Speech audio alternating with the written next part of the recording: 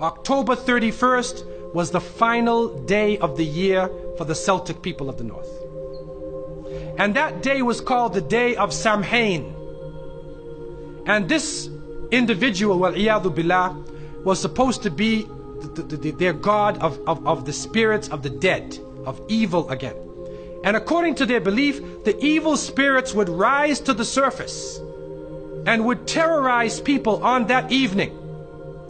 And on that evening, if you did something wrong to a person, they'd come back to get you on that night. So some people would put on a disguise, so you couldn't recognize them on October 31st on that evening, and then they would be safe. Also, they would burn fires.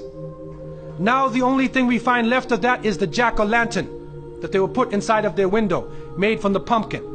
What actually happened in Europe is that the church moved All Saints' Day, a day for the saints. They moved it from May 13th to November 1st in 1834 AD.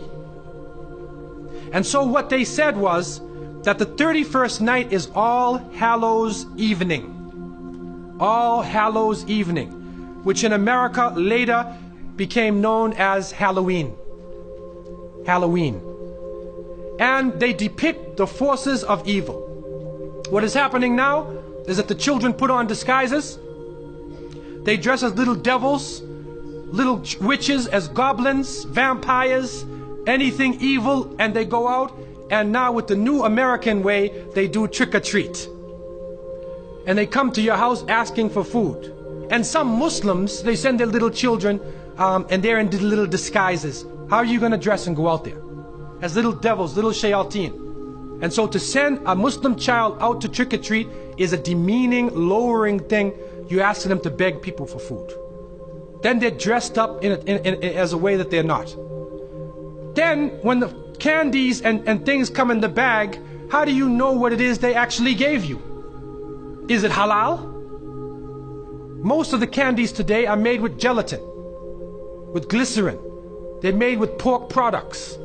And what is also happening is that there are some evil, wicked-minded people who are attacking children on that night. And there are literally groups of Satanists who are capturing children, sacrificing the child on that evening of Samhain, supposedly to get more spiritual power. It's happening right now. And so from so many angles, Muslims should have nothing to do with Halloween. And it is important for Muslims to have basira, that they should have the insight to look through affairs and do not just blindly follow. The Prophet, peace be upon him, said, you will follow them. You will follow the people who came before you inch by inch, foot by foot. Even if they crawl into the hole of a lizard, you crawl inside there with them. And then they said, who are these people? Are they the Christians and the Jews? And the Prophet, peace be upon him, said, who else? And so it has come to pass. And you can't Islamicize these occasions. You can't use Arabic names and Islamic symbols to make it halal. And secondly, it is important for Muslims to cherish their own holidays. When the Eid al-Fitr comes, take the day off. There are some Muslims who go to work on Eid. They go to Eid prayer and they go to work. So what happens to your children? They don't have a chance to relax and enjoy themselves. Organize an activity. Bring their families together. Eat together. Do things together. Remember Allah subhanahu wa ta'ala together. Make it a happy occasion for them. They will remember their Eids. Eid al-Fitr, Eid al-Adha. If they don't, then they get involved in Christmas, in Easter, in Halloween, where even in the Christian tradition now, it is confusing.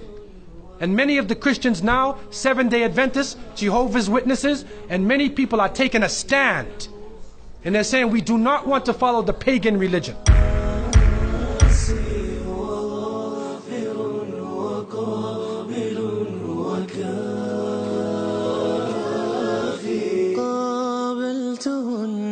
ثلاثة بثلاثة